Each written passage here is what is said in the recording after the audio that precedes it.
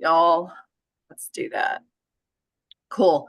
Yeah, we actually have a ton of coffee corner calls coming up in May, which is super exciting.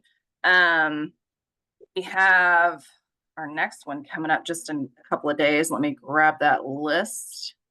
Alrighty. Leah, do you have the list? I thought you had the list, so I was not prepared for the list. I can get the list in 1 second. So let me just drive the baby to be quiet with a nice volume come out. No worries.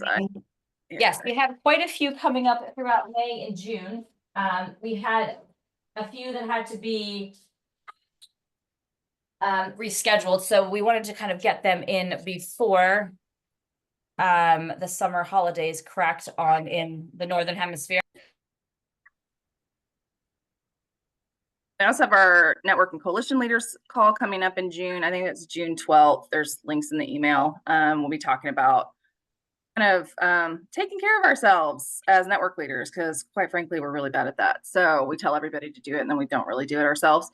So we'll be talking a little bit about that with Adrian Rouse, who's new to the GLC. Some of y'all probably know him, but he'll be sharing some stuff with our network and coalition leaders for that. And then did you grab that list, Yep. Leah? The list is here. So we are doing on the 21st, which would be tomorrow. Is that correct, Elena?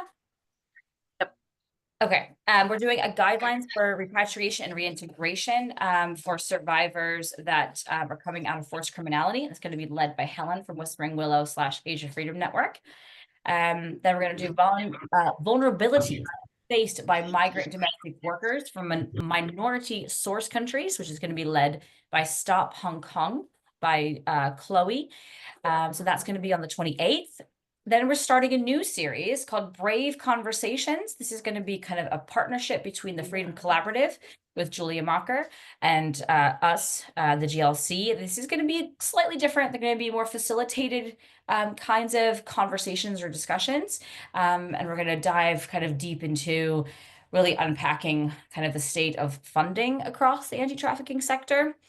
And that's going to be on June 11th. So there'll be more information coming out about that one in the newsletter. And then we have Rick from Women in Gold in Cambodia. He's a new member that's going to be having a coffee corner call about helping survivor families with their indebtedness and how that plays into their reintegration into the community. So there's even a few more coming after that later in June. Oh, the monitoring, evaluation, and learning group is also meeting. So also in kind of late June. So there's a lot going on that you can always follow up with coming to these calls, because they're not actually going to be recorded. Maybe at the last minute they will be, but that's not generally what we do for coffee corner calls. So yeah, see the newsletter and you'll be able to find all of those links and register on the Luma. Now, I'm supposed to be finding another link, so I am just about there. Now, you've all done your introduction calls, and we always make it very clear that this community is welcome and basically, in short, free for everyone. And Melanie, at the end of it, always says, the only thing we ask of you is to every now and again contribute some data. The time is here. The data asking is happening now. We are doing a very short and sharp, I think less than 10 minutes. You could, no, sorry, like less than 7 to 5 minute survey of just what do you need and what do you want for the GLC going forward for the rest of the year. We already have 4 responses, which last year when we did this, we had 5 total. We have 280 members, and a lot of us are very competent in filling out surveys. So I am not offended if you take the next just few minutes just to fill this out while we get going. I just put it in the chat there. Somebody click the link to make sure that it actually does indeed work.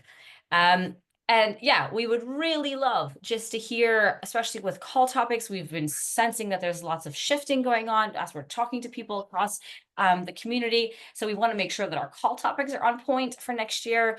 And just as things are so rapidly shifting and changing for a lot of folks, what are your needs and what are you looking for from within the GLC?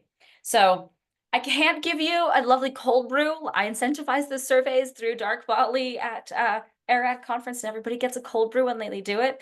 So I'm sorry that I can't give you a cup of coffee for doing it, but you'll get lots of warm feelings in my heart, which if that means anything, it would be very nice. So this is very shameless, but just really desperately pleased because I would love to get more than 5 results like we got last year. So I think those are our 2 announcements for this morning. Delana, was there anything else that we need to cover before we crack on? I think that was it. Cool. Well, I'm super excited about this call. This has been a long time coming. We had some feedback last year about wanting to do a call really focusing on child participation. And I know we have a lot of organizations represented in the GLC that are working specifically with children. And so as soon as we started talking about this, I'm like, ooh, I know. I actually did my master's degree with an emphasis in children at risk. And one of my professors, my favorite professor actually, is Dr. Scott, who is a professor at Fuller Theological Seminary. At the time, it was under the School of Intercultural Studies. They kind of shifted some stuff around, but he is still there and still teaching these really amazing classes. And so I can say for me, they were really formative, not just in work, but actually really formative in my parenting. My kids were really little when I went through the program. So as soon as we started talking about it, I was like, okay, I'm definitely going to grab Dr. Scott and see if he will come and just, share some of this stuff that he's been embedded in for years and years and years. So without further ado, I'm just going to pass the mic and give him the floor. And I'm really looking forward to this discussion because, I mean, obviously I went to school for it, kind of care about the topic. So I am really, really looking forward to this. Dr. Scott, it is all yours. All right. Thanks so much, Delana. And Leah, too, thank you for your facilitation. My name is Dave Scott. I teach at Fuller Seminary. I've been there for 21 years now. I teach on children at risk and also intercultural studies.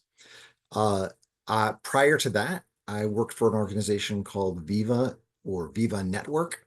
And I was working with coordinating and networking different Christian ministries working with children at risk, trafficked children being one of those categories. And through that is how I know both Glenn Miles and David Cronick, who are on this call. And in fact, I got to say, Glenn, some of what I'm presenting is going to be your stuff. So just hopefully you won't feel too bad about that.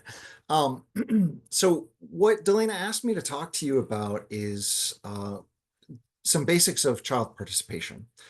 This is a really important aspect of honoring children. It's a little bit ironic that I, as an American, am bringing this conversation to others, seeing as the US is the one country, a UN participating country that has not ratified the UN Convention on the Rights of the Child. We'll get to that soon. But nevertheless, that's maybe why I feel so strongly about this and why it's so important to me. So I've named this Child Participation Essential Concepts. And I should also say that as part of my time working with Viva, I also spent some time working with street kids. So a lot of my ministry experience was working with street kids in Cape Town, South Africa. And I've occasionally had the opportunity to work both in the US and in Africa again over the years with street kids. So that's my primary frame of reference often when I'm coming to these questions of child participation. So to understand where child participation comes from, why it's important, and how we can do it, I find it helpful to start with the kind of history. And if you go back to the beginning of the 20th century, it was actually in the year 1900 that Ellen Key published The Century of the Child. And she was a child educator, and she was convinced that the 20th century was going to be the year or the century that we started thinking differently about children, that we started to see children as people with agency, being able to speak for themselves. This coincided with John Dewey's work from an educational perspective, also seeing children as valuable in their own right. But at the same time, if we look at Viviana Zelizer, we know that during this period was also when in the industrialized world, countries were coming out of a place where children were seen as income to a place where Zelizer talks about in the 20th century in the West, we moved to a perception of children as economically worthless, but emotionally priceless. She actually does this by looking at insurance payments that were made for kids that were killed. And at the beginning of the period, the way that parents were compensated for the loss of their child was to compensate them for the lost wages that that child would no longer be able to contribute to their family. And as years went on, it stopped being about their compensation for wages lost and was all focused on the emotional value that children had. This is important. I know this sounds really absurd. This is important to recognize only as we start to think about child participation as a global phenomenon. And it's helpful to remember that it comes from this mindset, because it does come from Europe, it does come from the US, where they're thinking about the nature of children in some very different ways over the course of the 20th century, ways that children really hadn't been considered in quite the same way before.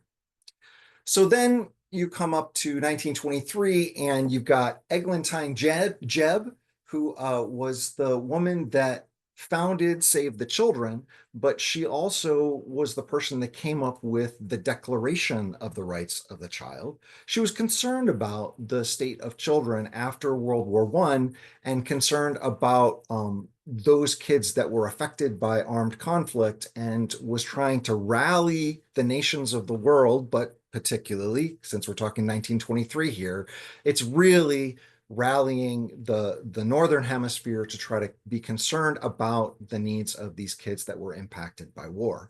So she came up with these few statements, and it was she was managed to, the League of Nations ended up adopting that statement, and it was a big deal for the time. But it's important to remember that that was simply a declaration of the rights of the child. And it wasn't until 1980 that the United Nations, that had been formed by then, began saying they need to think about children not in terms of people that we just ought to be caring about, but actually people with rights. So rights bearers themselves. And so over the course of the 1980s is when the UN Convention on the Rights of the Child was drafted. Significantly, it was the first UN treaty to include NGO people as representatives who were part of the drafting team. Prior to that, it was always states parties that were represented in the drafting process, but it was recognized that if we were going to represent children well, we needed people that actually had spent time with children. And so by 1989, the document was finally accepted. It was adopted by the UN. You see there in this image, actually, I can make it a little bit bigger for you. I like this image because this is the day that it was adopted by the UN, and that's Audrey Hepburn in the middle of the photo there. I just always love Audrey Hepburn. So that was 1989, and what's significant about that for us, as we're talking today, is that the UN Convention on the Rights of the Child asserts a whole lot of rights that children have. We generally talk about them, the CRC, as we often call it, in terms of the kind of the major issues and the minor issues. So as you can see here, the general principles of the convention focus, first of all, on the survival and development of children. That's all children have the right to survival and development. And then another general principle is that we should be ensuring non-discrimination against children. So every child should have access to rights. We don't want to reduce the rights of any kid. Another one of the articles, Article 3, refers to the best interests of the child, or what should be guiding every decision in regards to them. And then you get to Article 12, and that's what emphasizes participation rights of children. that if we believe that children are true, fully human beings, then we must listen to them. And the child has the ability or has the right to be heard on decisions that affect them. So it means that children are no longer just objects, but they have to be seen as subjects as rights, subjects of their own rights. So they weren't just people that were acted upon. We needed to see them as people that were in their own right. They had agency, they were doing things. And of course, the UN definition talked about childhood from 0 up to 18. That's the official designation. I know in my classes, we always have to have a conversation about, well, what does that actually mean? And what does child mean in your context? I think that is definitely a worthwhile question for each of us to be having at a cultural level, because I was just hearing the other day about how in Zimbabwe and some places, until you are married, you are still considered a child. So there are lots of different criteria that aren't necessarily age-based to determine whether a person is a child. In this case, the UN declares it at 18. Once you reach 18, then you reach the age of majority, you're treated like an adult. So but here, we're emphasizing that children need to be seen as subjects of their own lives, not just merely objects. And then if we're breaking down the UN Convention on the Rights of the Child, then we generally see it in terms of 3 different kinds of rights. There are rights of provision. So those are the things that children need to be provided.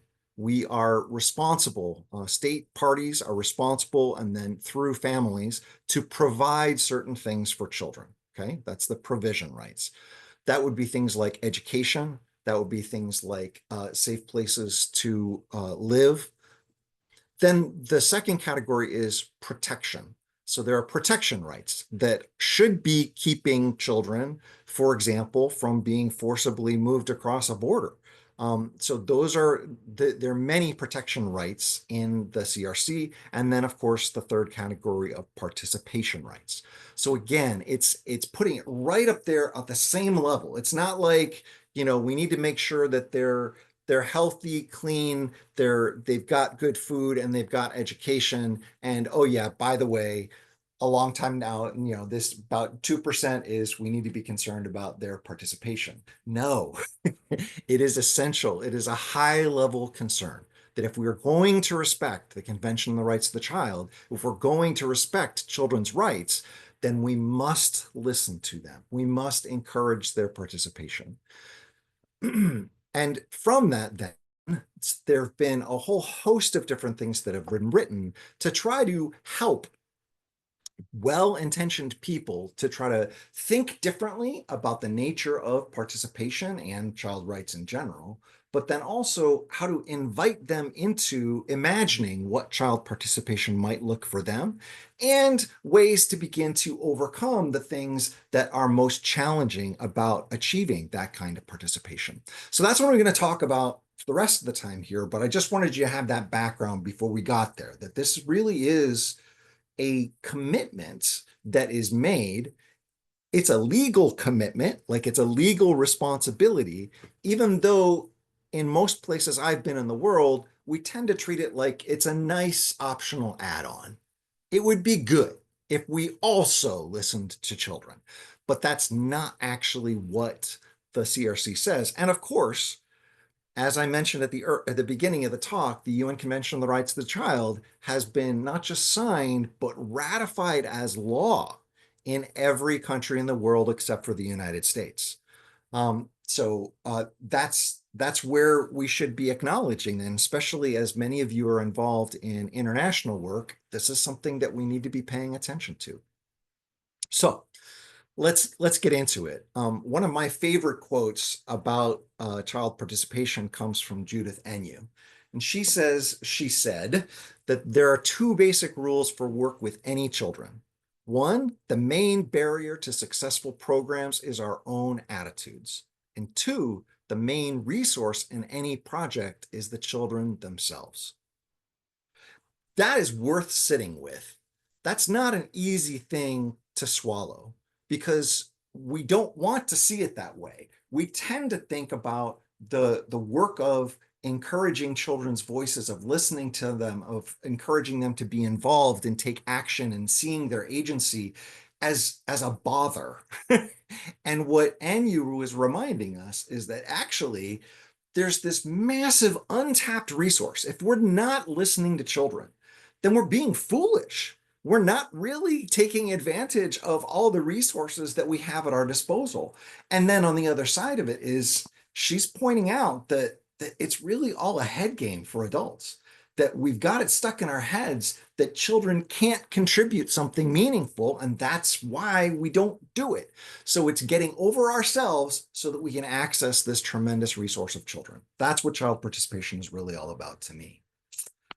Now, there are plenty of objections to child participation, plenty of objections. And as I said, that's what a lot of the literature is trying to help all of us get past. And that is also part of what those, getting over ourselves thing that NU was talking about. So for example, we might think that adults are always going to know best. That's not an uncommon thing to think. That adults, we're responsible for children, right? Otherwise, in the order of nature, children would be born and they would be able to take care of themselves. But what's important to remember here is that we're not saying that children get autonomous decision-making control over every aspect of their lives. That's not what the CRC says. The CRC says that what must happen for children is that they must be listened to in decisions that affect them, and that their perspectives need to be given due weight. So if we're talking then about making decisions about a child's life, it's actually the child who is the best expert on their life, especially once they're verbal. The best person to talk to about what's going on for them is them. And so often when we're working in a programmatic context, asking children what they think can be complicated. It can take more effort. And it means that we need to expect more tailoring of what we're offering to the needs of individual children.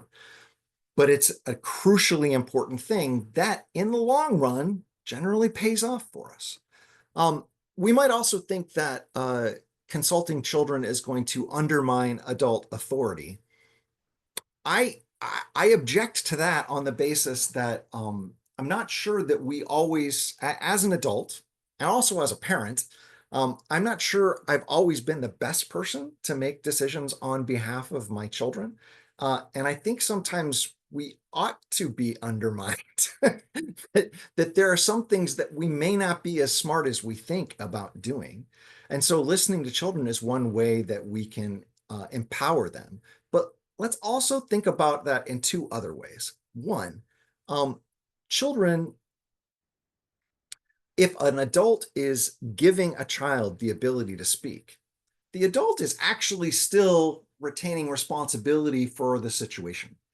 So their authority is not being undermined. They're simply listening to what a child has to say. So they're not actually being undermined. But the other aspect of this that I will always encourage people to think about is childhood studies has shown us that even though I spoke before about the UN definition of 0 to 18, and that's what a child is, it's erroneous for us to think that there's ever been a point where we have stopped growing and learning. All of us, for the rest of our lives, will continue to learn and grow. And so we need to take a step back and see the childlikeness of ourselves more often. And if we do that, then all of a sudden it's not an us versus them, adult authority being undermined by a child. It's actually, I am a child working with this child, and together we are trying to work through the challenges that this child is experiencing. And once we get over that barrier of pride, there are other ways that we can begin to work with them and see this as a synergistic relationship. Another common objection, and this will be my last one before I move on, is that it's culturally inappropriate. And this is a significant concern. In fact, there's some work. I have a student right now, Glenn knows him well, that is he's doing research on advocacy against human trafficking on the east coast of Kenya. And as part of that work, he has identified that in terms of the post-colonial literature, there are different ways of thinking about child participation that are more networked and intergenerational. And I think that's fantastic. But I will always recommend, before we reject the idea of child participation as culturally inappropriate, let's begin with the question of how do we respect children in this culture? How do we love children in this culture?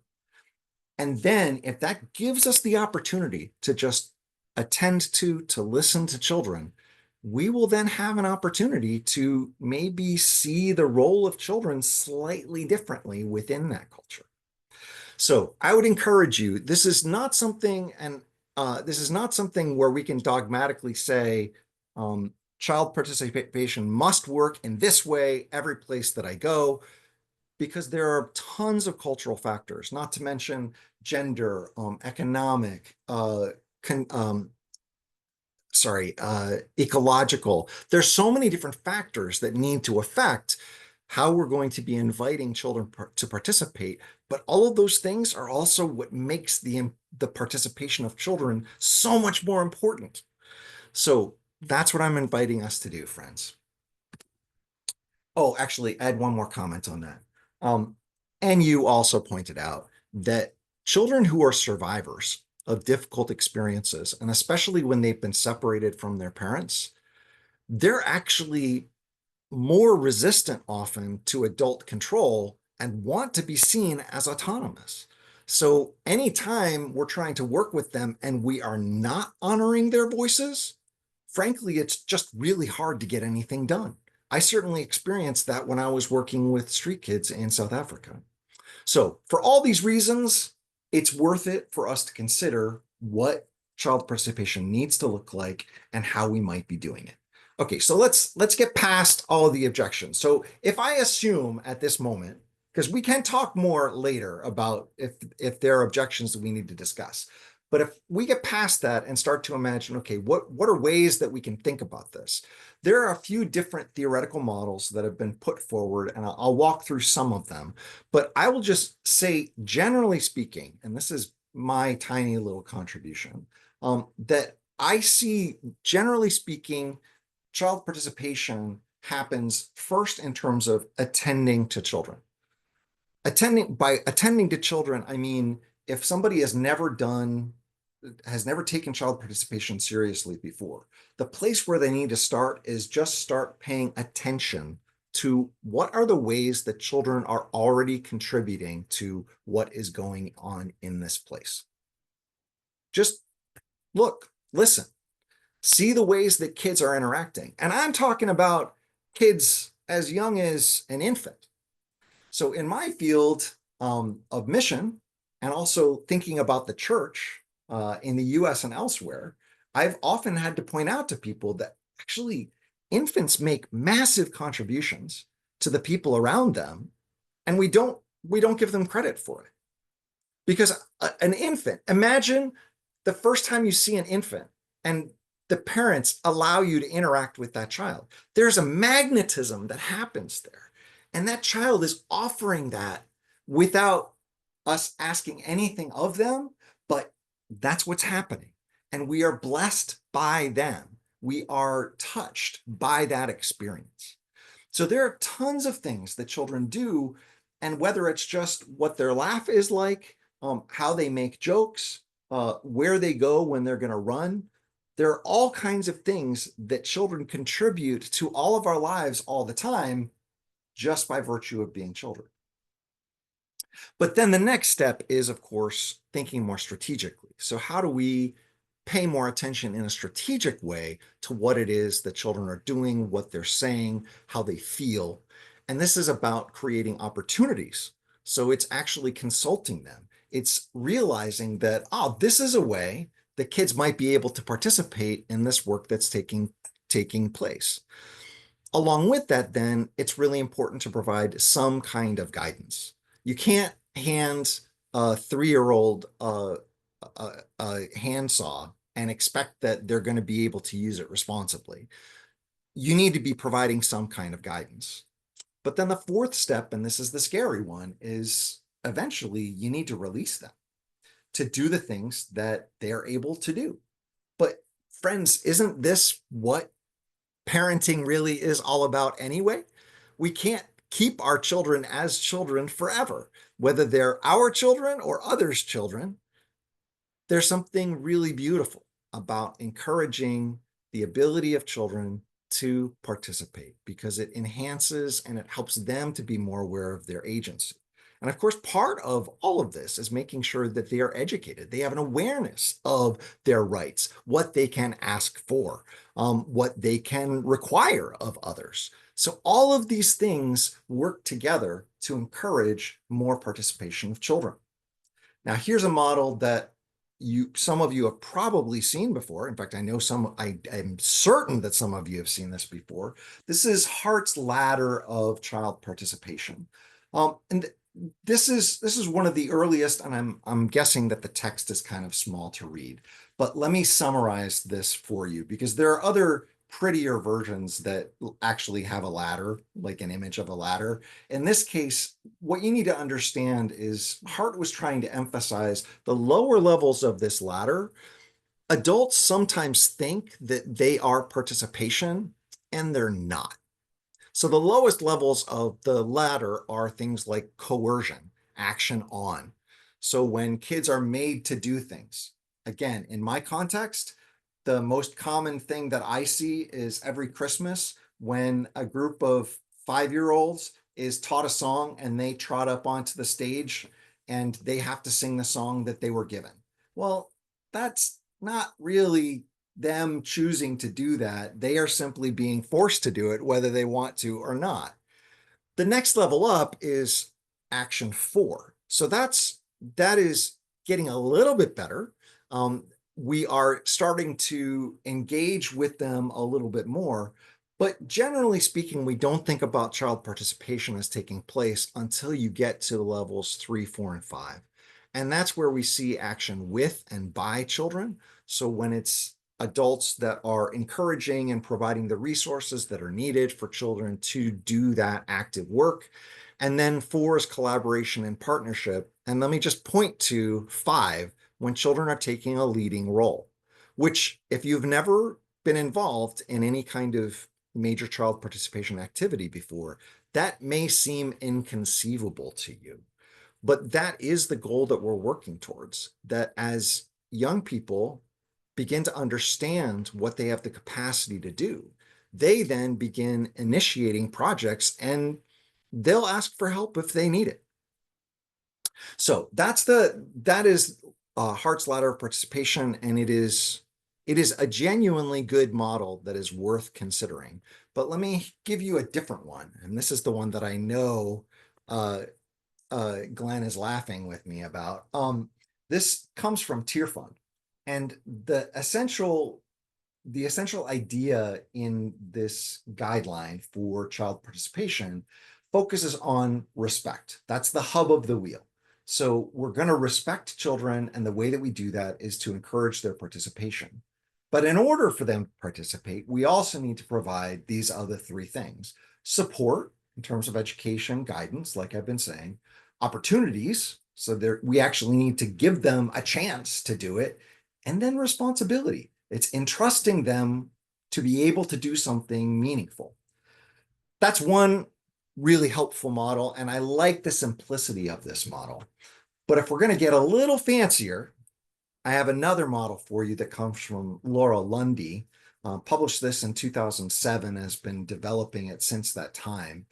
And she talks about child participation, first of all, in terms of, she directly links it again back to the Convention on the Rights of the Child. So you see some of the various articles that inform different aspects of that. But then she also then emphasizes this in terms of 4 different features that lead to that are related to Article 12. And the 4 features are, and I'm going to take a look at them. First of all, is space. So it's about providing a safe and inclusive space for children to express their views. So it's both a physical space, but it's also getting towards that opportunity. But if you look at the other questions that are included in this concept of space, it's things like that last one. Have steps been taken to ensure that all children can take part?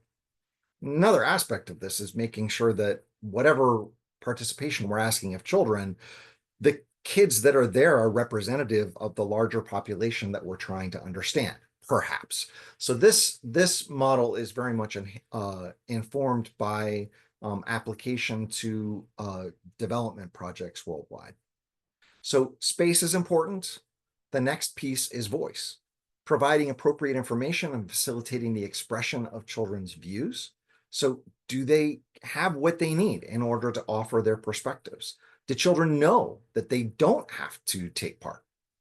And then the third piece is an audience. They actually have to have somebody that listens to them. So the audience is ensuring that children's views are communicated to someone with the responsibility to listen. So is there a process for communicating children's voices or views? Will it go anywhere once you've collected them? Do you know what you're going to do with it? And how is that informing the questions that you're asking in the first place? And of course, does that person or body have the power to make decisions on children's behalf? And then the fourth stage of that is influence, to ensure that children's views are taken seriously and acted upon where appropriate. So that if it's going to be meaningful participation, it needs to be something where it makes a difference.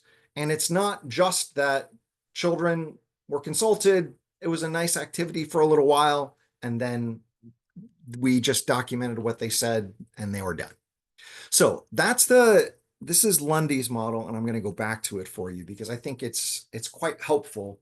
And that's where it emphasizes, if you can see that at all, the top two, the orange and the yellow, talk about children's rights to be heard, and then the bottom, audience and influence, is about children's voices being given due weight, so that their voices are being valued for offering what they can value. So those are the various models of child participation. But I guess what I want to get into is a more participative aspect of our conversation today. And that's to kind of ask you guys, where do you think these might be applicable concepts within the vast variety of different work that you all are doing? What difference does child participation potentially make to you? So I'm opening that question for the group.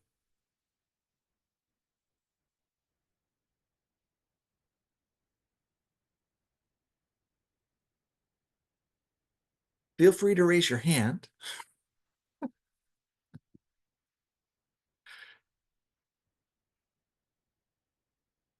I'll ask a different question if that's not a good question. Okay, so let's take a step back, because I assumed I asked everybody to assume that everybody was okay with child participation. But let me ask, are there still significant concerns about that possibility? What value it offers, why we might need to do it, and is it worth it? So where are any other hesitations that we can talk about on that front?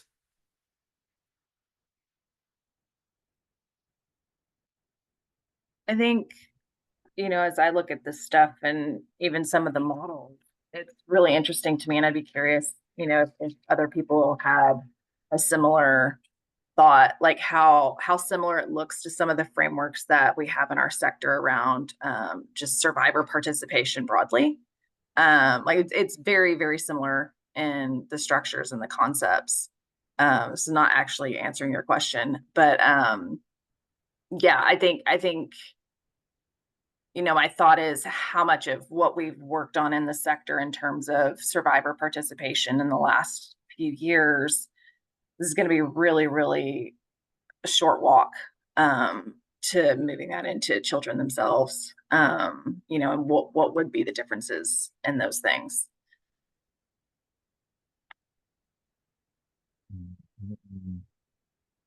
And then Yeah, I see John's too. got a comment in the chat there.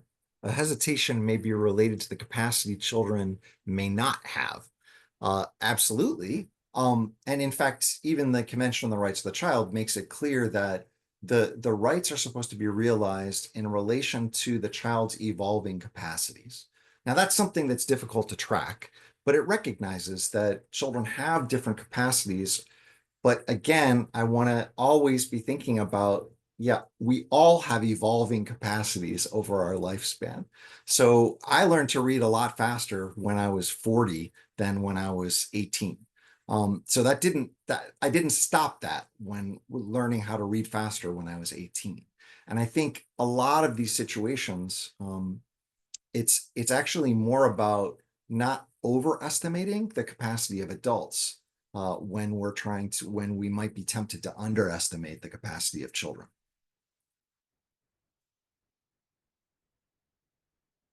I mean, I don't know if any of you are still learning things, but I hope you are. Marta, go ahead. Thank you, Leah. Yeah, so reflecting on some of the hesitations that might still be out there in our work environment when it comes to child participation is, as a researcher, oftentimes it happened when I was trying to do a research project that was based on child participation and the inclusion of children, that then there is a certain pushback from research ethical review boards because of all the complexity that it brings with it. And at times you find people that are like, oh, that looks fascinating. Let's work together to make sure that this research that is child participatory is ethically sound, even if it takes a long time and requires extra effort on part of all of us. Others are like pushing back and like trying to make you feel that it's not even worth pursuing it because of all the ethical concerns that come with it. So I think at times this is, as a researcher, this is some of the hesitation that I may still encounter. Marta, I totally agree with that, especially as I'm the chair of our institutional review board at Fuller. So I'm very well aware of that. But at the same time, I also mentor PhD students that are doing research with children. So I recognize that there is a built-in resistance to research with children because of that idea of added complexity. But I got to tell you, I mean, first of all, there are no projects without risk. Every project has risk, every research. Second of all, it's not actually that much more complicated. We just have it in our heads that it's so much harder to work with kids. There are definitely different people that we need to work with in order to achieve that kind of research. And we need to think through what it means for a child to be able to, or to need to be given, like working with parents to give consent for their participation. But at the same time, what I always find when I'm working with students is that we overestimate the complexity of working with children. Now, I will say, though, that in the field that you are all talking about, I can understand that that's just a complicated thing to do, because when you combine trafficking and children, that gets into some really concerning areas. But again, I am there with you because that's what I'm working with my student on right now, and so is Glenn. So yes, I understand. Glenn? Yes.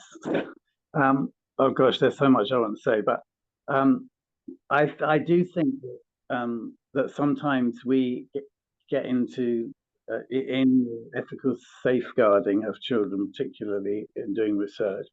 You know, we get into our adult protective mode where we want to protect them, but actually we're not protecting them if we're not listening to them. And I know that there's a lot of people at the moment that are not doing research with children simply because they know it's going to be too difficult to get through the ethics committee. Well, that in itself is unethical, isn't it? Because it's like, well, you know, so we don't do research. That's rubbish. I've done different modes of doing research with children, including a longitudinal research project. And children, you know, they'll open up and say things over a period of time where you may get a completely different answer. later on than you did at the beginning, because of once they get to know that they can trust you, that's really important. I just wanted to say that when I was at the World Congress on Commercial Sexual Exploitation of Children in Yokohama, that was there was a situation there when I was with my own PhD where I was concerned for about what to do. I was doing research in Cambodia in every province, and there was no way that we could do follow-up with every child. So does that mean that you then don't do the research? Because you stir up, as it's been described, you stir up a can of worms, and then you bugger off. So my opinion on that is that, no. So I asked this group of young people who were represented at the World Congress on Commercial Sexual Exploitation of Children, and I said to them, look, this is the situation I want to do. And it was really interesting because what they came back to me was to say, please do it. Please do the research. We just want to be heard. The fact that somebody is interested enough in wanting to listen to us is enough. We may not be able to get the support, but you've made the effort to come and talk to us. So I think that there's a lot of stuff there that we underestimate the value of. I think the therapeutic value of listening to children is undervalued in itself. I think you're right, Glenn. And let me add to that too. I know the standard in the US for minimal risk research is that you're not asking someone to do something that they wouldn't be experiencing in their regular everyday lives. Well, for many of the kids that we're talking about, dealing with the questions of sex trafficking is part of their everyday lives. So we're not actually asking them something more than what they would experience on a regular day. And that's, for me, what makes a big difference in terms of how I think about the nature of the research that needs to be done. I remember in my, I forget which degree it was, but it was early days. And I took a research class, and we had a practical application where we went to like the university creche and had to interview a child. And the professor doing the class had done her work, I think, in Gaza, or at least in the Middle East conflict zone. And I remember sitting there trying to talk to this toddler. I was in my 20s and thinking about how she would have been doing this, with a child who had gone through conflict and everything, and just being floored by how hard the work is. And then now, as a researcher, but in a different kind of way, and as a mother of 3 children ranging from 9 to 2, I am sitting here listening and going, this is absolutely the hardest thing in the world, but also absolutely the most important thing, because knowing just on a very personal level how much it feels for my 9-year-old, or how my 9-year-old feels so validated when she is listened to, and then how I am frantically scurrying into the internet in 2 o'clock in the morning trying to understand the thought patterns of 9-year-olds based off of the research that has been done. It's like, absolutely, like, and that's just as a normal parent trying to figure out, the very normal parent things, let alone the complexities of how to support children and, young adults as they are going through very challenging life experiences, whether that is this topic or a myriad of other ones that, children go through. So I've been really appreciating the conversation and just like the thoughts that this brings to it, because it really floors me. Sorry, the 2-year-old's trying to participate.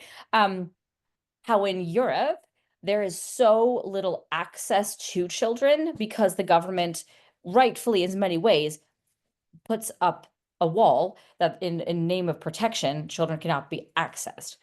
I deeply understand that, but it also feels like there's so much loss of opportunity of understanding and of knowledge. So anyways, that's more reflection than it is comment. But yeah, I think it's really helpful for us to think about this, because I know, Delana, you're bringing youth to ARAT this year, right? Is that something that you guys are thinking about? Or maybe I've misheard an ARAT meeting. It's in discussion. I don't know if it's actually going to happen. We're waiting to see if funding happens. So yeah. Sorry, I missed a meeting, but even I remember you pitching that as an idea of just like, can we even like do this? And it's it's something that I think is, yeah, really helpful. Sorry, Delana, you have your hand raised. Carry on. No, it's a good segue because, like, one of the big questions that has come up, even talking about, bringing kids on stage at our very big Asia conference, is it's recorded, it's live streamed, right? And so the question of, we're talking about really sensitive material. And when we look at, ethical storytelling and things like that, there's all these conversations about consent and, like you even said, the evolving perspectives of the kid. It's the tension between wanting children to have a voice and to be heard and have their perspective heard, but then also the protection of it and, framing that even in the ethical storytelling context and the idea of stuff being, recorded and permanent. It's not just a conversation or something where you have notes on a piece of paper, like this is out of my control once this gets recorded and put online. So do I have a responsibility, as the adult in the room, to not so much protect them now, but to protect them later? Having had people that I've worked with that had done like advocacy stuff, had their name and, their story published, and then wanting to take it back, but being unable to. And even the organization that did it was unable to do anything about that. So I think that's another like huge tension point that a lot of our organizations that work with kids really struggle with, is like, okay, well, I mean, you mentioned it, protection versus being heard, but especially in something so sensitive as a story about, exploitation and trauma. Yeah.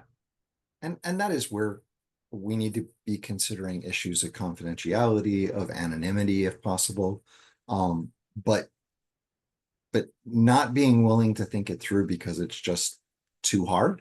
It makes me wonder, well, then maybe working with kids is too hard. Like that's where we're going to get to. And I don't think we want to be there. I think this is a discipline that we all need to learn how to do, how to incorporate. It's kind of part of the work because kids are real people, as it turns out. So I don't know what kinds of work all of you do, and that's what makes me want to find out, like, does this make any difference to the way that you would engage in that work? I've heard now from Marta talking about the research with children. Are there other ways that child participation might have make a difference within what you do?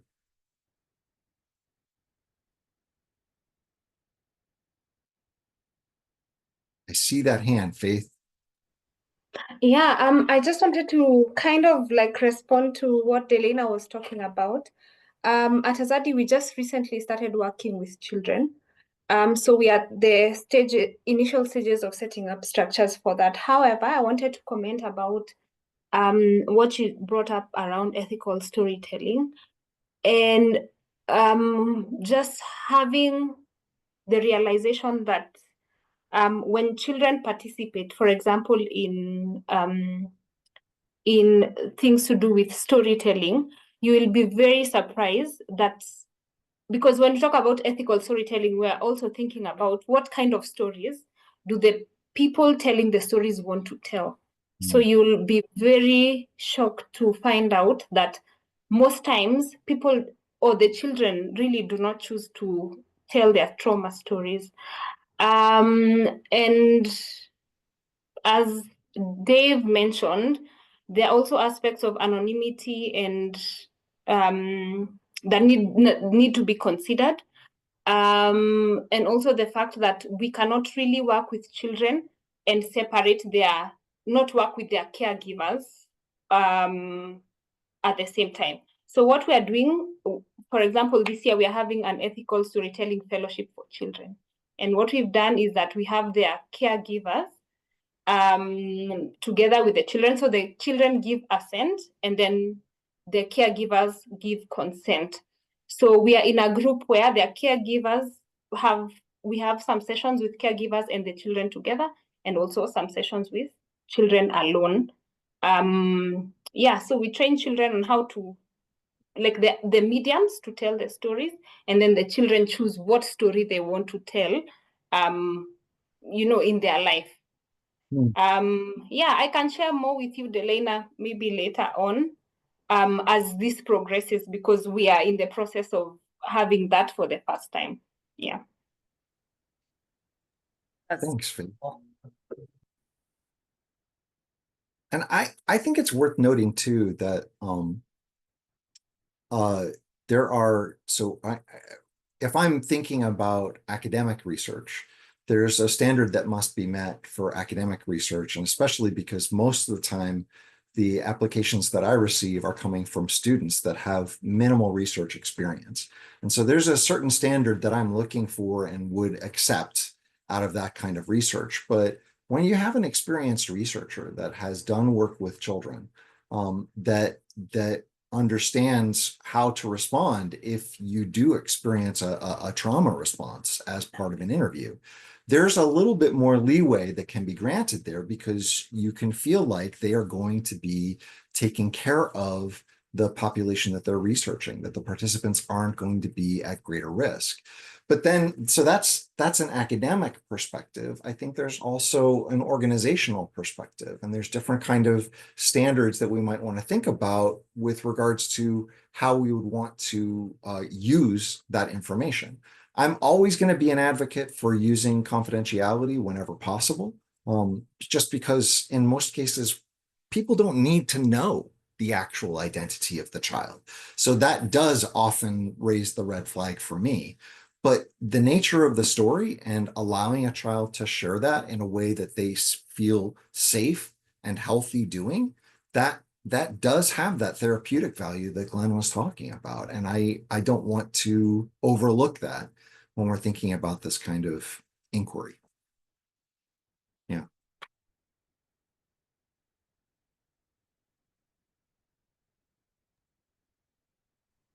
My mind went really different, which isn't unusual. You're talking about child participation, and obviously, I think probably 50% of the people in the car are professional researchers. So they think participation with the child in the research element. I am more of a project and product person. I have the project mind. So I'm thinking, okay, if we're doing an after school club to involve kids, what is the participation? In a safe house with underaged children, what level of participation are we considering?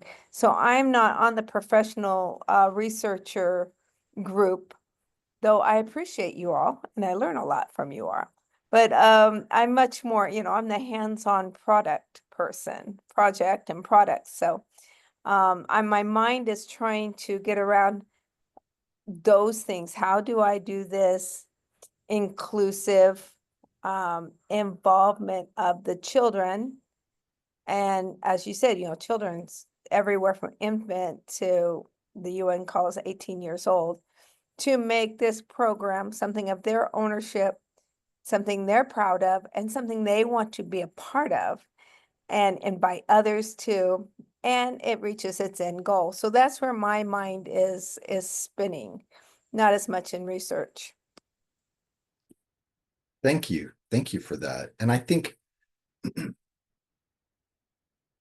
the more that we can think in terms of how can we move away from a model that sees the children that are participating in our programs as just so many widgets, and instead recognize that really one of the tasks, if we're going to help them overcome the challenges of their lives, rather than make them overcome the challenges of their lives, then we need to see it as something where we are listening to them and we're trying to help them overcome, and it's not something done to them, but actually they are the subjects of their own recovery, their own transformation. And that, I think, in my mind, that is what gives me the clarity to know, okay, where are the ways that kids can be involved and participatory? And that should then, that's the starting point. And then it opens the door to, okay, so what are some other ways that kids can be able to participate? Maybe it's not just the kids that need to be in the safe house. Maybe there are kids that have moved beyond that. They've progressed beyond it, and they want to be able to continue to contribute back in meaningful ways. What are the ways that they can do that?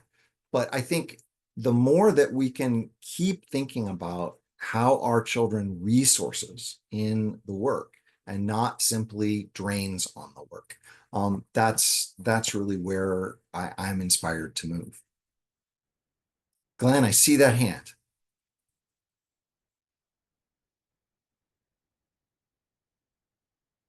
Glenn, you're muted. Glenn, you're still muted.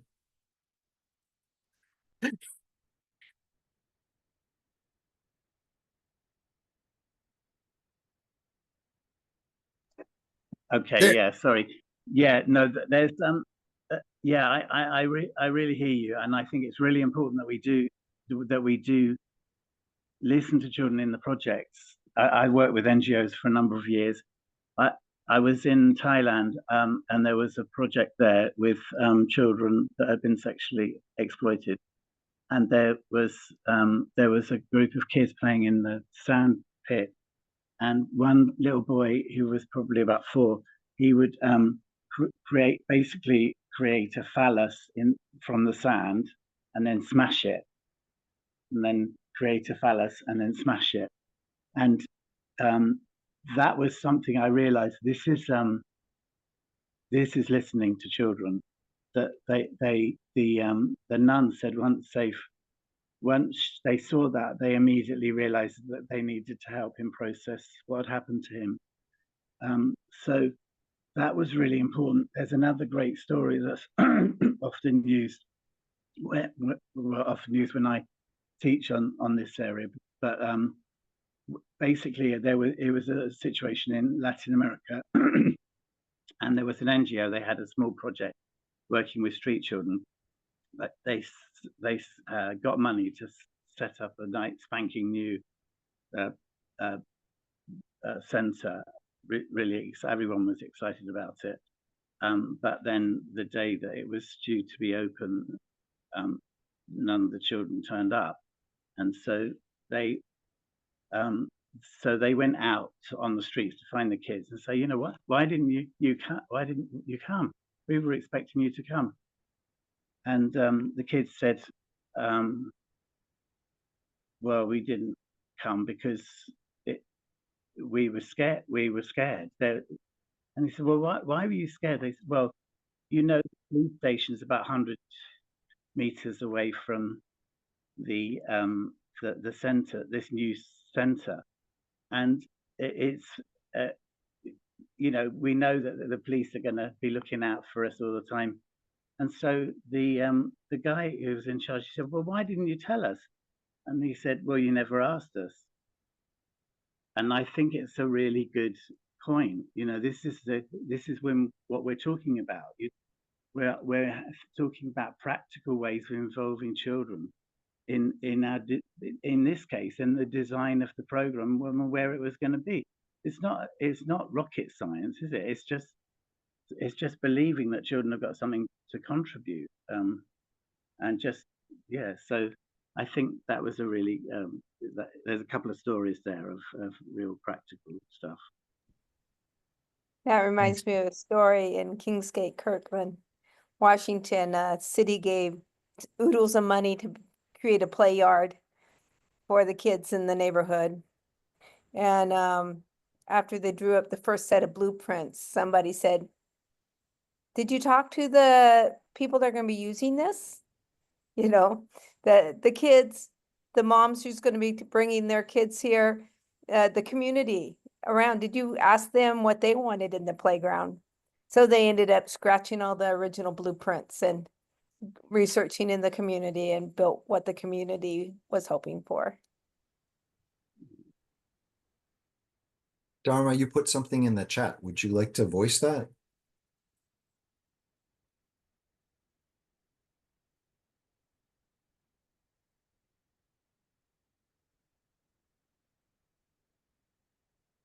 Dharma? Dharma Asti, right? Yes, sorry, I didn't hear you. No, it's okay. Okay. Yeah. So sometimes hesitation often come from a mix of good intention and deep-seated norms of or limitation. In many cultures, children are expected to be like obedient and quiet, not to speak out or question authority. So sometimes involving children in program design may be seen as inappropriate or disrespectful to elders or leaders. And sometimes we doesn't know how uh, to put input to turn in children's input into action. That's the struggle sometimes in Indonesia. No, I think that a lot of those struggles are transferable to other places. I don't think there's a place that happily involves children and is not worried about them overstepping authority. I think that's one of the reasons why the US didn't ratify the CRC. They're concerned that we're going to be making all these stroppy, entitled kids, when the reality is that kids already have power, and we're ignoring what power they have, and we're just making them into little consumers all the time. But I do think that what you're saying is exactly why we need to be cautious in the cultural complexity that we're dealing with here, and working with some of those leaders to talk about, here's what the kid said. What do you think about this? I have another student that she's working with pastors in Zimbabwe. Sorry, she started in Zimbabwe. She's now in Tanzania. And what she did is she did a Bible study with children, where the children presented a number of ideas when they were looking at this text. And she then takes the results of these Bible studies to the pastors of their churches and says, what do you think about this? What the kids offered, is this what you expected, or is it different? And she is mapping out then, what are the different responses in terms of expectations of what kids can do. And in this case, what Lucy figured out how to do was to do it in a way that didn't shame anybody. It's an experiment in the auspices of an experiment. And then she got to see, okay, so is there value in what these kids have offered? But not that that's going to solve the problem everywhere, but I think we need to keep looking for what are the ways that we can respect, honor children, and value them so that we can be effective with helping them. I think your last comment there too is really interesting. Hesitate because they don't know how to turn children's input into action. I think you're right. I think that is a challenge. And part of that does come from figuring out how we want to structure opportunities where we're asking them so that we already have an idea of what we might be able to do in response. But when I think we all get input from children that we don't know how to turn into action, just like I get input from my students on a regular basis that I don't know how to put into action. But you do need to figure out what do you want to do with some of it? Like you should be able to act on some of it. And that's the part where if you know that you can work on it and you don't, that's really where the starting point is for further conversation. But thank you. That was a really rich comment, Dharma. Thank you. Is it Ida or is it Ida? Ida. Ida, yes, thank you. Thank you, Dave. I just want to echoing what Asti said earlier. I come from the culture that don't honor authority or autonomy of children. And I am not a researcher. I'm a practitioner of a freedom business in Indonesia. And I just need some probably advice or point of view, because lately we got a couple of requests of intern within into House of Diamonds, and I am just surprised of the age of the applicants. They're mostly under 18. They come from high school background. They're not even finished their study.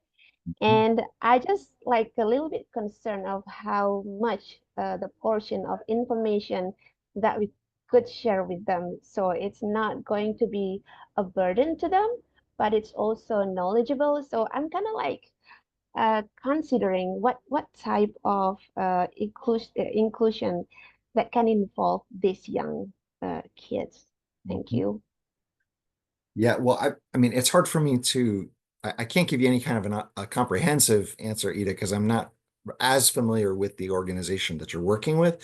But I think the basic guidelines are you want to be in conversation with the parents and know what hesitations they might have about what their kids are doing, because the kids might have applied without talking with their parents. I don't know. But knowing how parents feel about that is one key thing. The second thing, I think your instincts are right. I think it is important to figure out how to be sure that you're protecting these young people, because are different things that they can do. But at the same time, surely there are ways that a young person who's willing to volunteer at the organization, there are things that they can do that maybe it doesn't expose them to, all of the details that people are dealing with. But I would definitely be having a think about what those possibilities might be. But like I say, I can't really provide them because I don't know well enough the work that you do.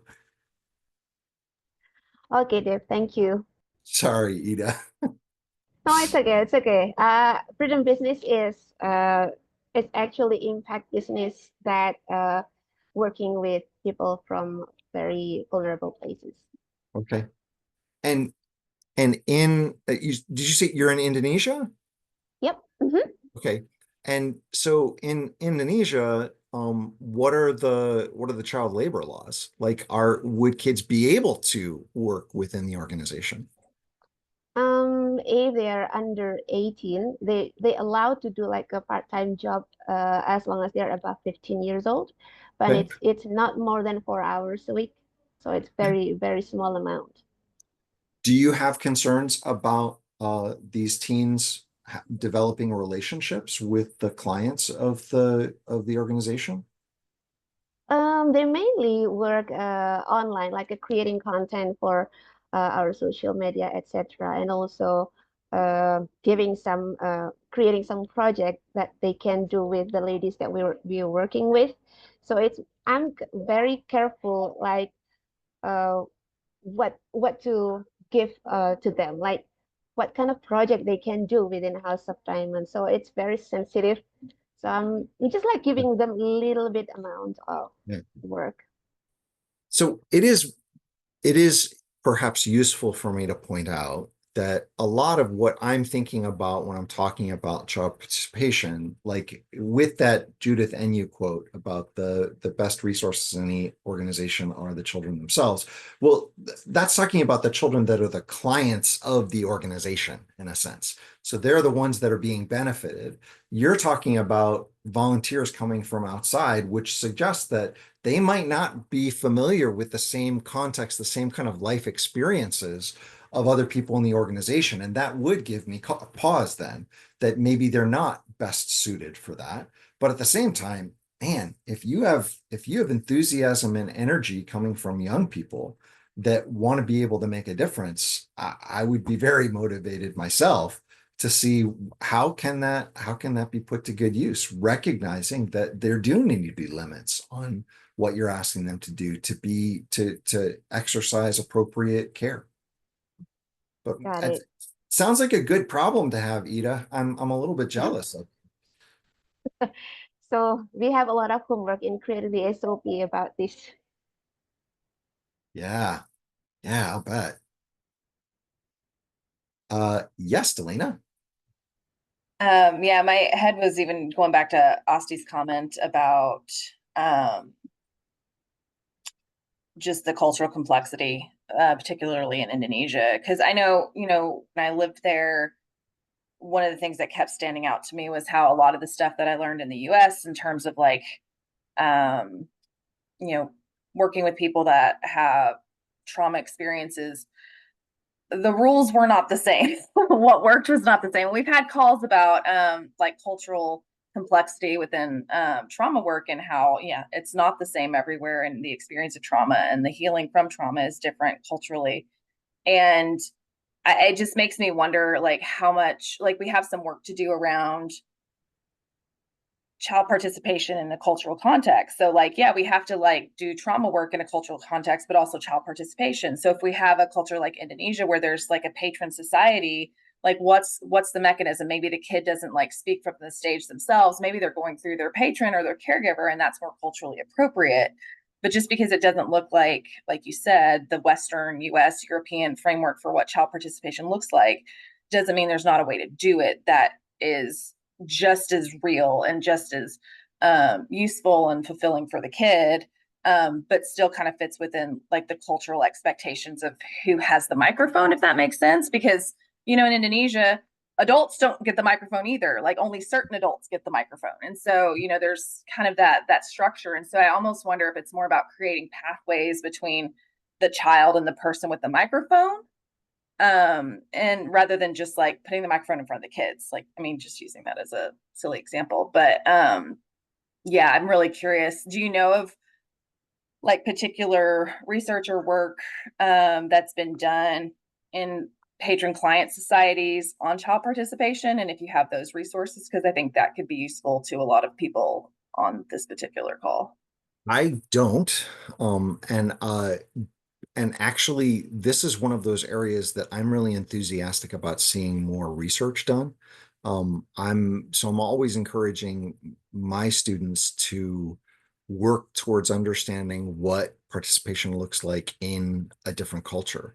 The challenge, though, is very often they want to be getting on with understanding the phenomenon that they're trying to research, and the method of involving children in participation is not something that they want to really focus and understand better. But I think in the process, then we miss out on a lot of the stuff. So like my example from before, my Kenyan student doing research in Kenya is working to try to figure out what is a post-colonial East African understanding of child participation. And I think you're asking good questions, Delana. A patron-client society, where do children fit within that? But we can maybe sometimes find clues. We can look at how our children, if they are allowed to exercise choices in different aspects of their lives. So looking at different domains of school, do they have the opportunity to have choices there? And when they do, what are the constraints that are placed on that? What's the variety of different family structures? And how do different kinds of parenting allow for or deny children to exercise choice within that family structure? And so by beginning to build kind of a contextual record of what are the ways that kids are respected and loved, like that's what we're looking for, and then offered the ability to make choices at some level, then and when, because that's the other thing. You know, there might be different opportunities provided to a 17-year-old that wouldn't be provided to a 12-year-old. So looking at that and beginning to flesh that out with a little more detail, I do think that this is one of the major areas that needs more research. Thank you.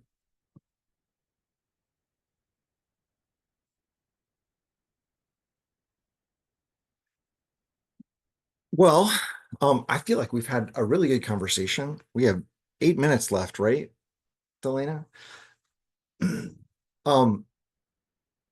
And if there are no other questions for me, I do hope that you will be finding ways to imaginatively figure out where can children, where can youth meaningfully participate, how they can participate, whether that's through verbal means, physical means, whether that's creating art, whether that's writing songs, or whether it's just responding to a group of questions. But figuring out what are culturally appropriate ways that are also allow them to be expressive. That's where I thought Glenn's example of the boy doing work in a sandbox, making phalluses and smashing them, like that was a way, that was an expression that that kid offered. And I think it's often more about us paying attention to what are those ways that kids are already speaking. They're already trying to express themselves, and then responding to them appropriately, because maybe we've been ignoring them. So often the voices of children get ignored because it is inconvenient, the form in which it comes to us or the timing that they offer it in. And so figuring out how do we pay better attention to those things and maybe review. Perhaps there was a time that there was that moment that I could have listened differently to what was going on, and maybe you can revisit that.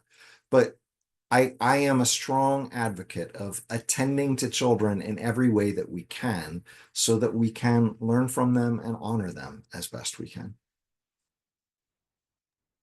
Well, Dave, thank you for turning at least my researcher wheels, and also just supporting my motherhood journey, because it's kind of a wild thing to be kind of doing two things at once and thinking about these things. So yeah, I really love the comments there at the end, specifically about methodology, of just like how can we really create these tools for whether it's just organizations who are doing a small bit of research or just trying to improve, projects or programs, like some of the questions were. So whenever those things get published, please come back and host a coffee corner call, or encourage your students to do that. Would love to learn more. I think Jelena has been in contact with that student you've mentioned a few times. So yeah, I think particularly on this side of the world where there's, with how projects are based, there's more access to children in a way that I sit in the Netherlands, which is a wild place to have children because they rank so high on the list, but the lived experience of doing this thing here is maybe, a topic of conversation for a different day. So anyways, we would always love to have you back, and really appreciate the consideration you've given to this conversation today. And you all will be getting a follow-up email from us in a couple weeks' time, being like, hey, how did this call land? What have you, how did it kind of maybe shape or kind of change the way you're thinking, or have you been kind of taking some of these thoughts into your work in any way? So we always love to hear that, just to understand if these calls are hitting the mark for the things that you are working on. And yes, sadly, the person who really pushed for this call couldn't be here today, but this call's been a long time in the making. So if we want to have more conversations like this, please let us know. And I think I really loved what you said, Dave, earlier about like, we're all basically, I'm misquoting you here, but on a journey of like continuing to be a child ourselves with other children. So that was very humbling and very grounding to end this kind of session today. So everyone, I'm going to give you 4 minutes of your time back, which in my world, I can do a lot in 4 minutes. So if that's just making yourself a cup of hot tea or hot coffee, or just taking a breath outside, I hope the sun is shining wherever you are. I wish you the best on your day. Thank you for being here. Please feel free to see the newsletter. My 2-year-old would like to participate. Jelena, please close us out. Thanks, Leah. Oh, Teo, we love Teo. Thank you so much, Dr. Scott, and hope you get some sleep before the next call. Really appreciate you staying up super duper late in the middle of the night for us. So thanks, everybody. We'll see you on the next call. It's a pleasure.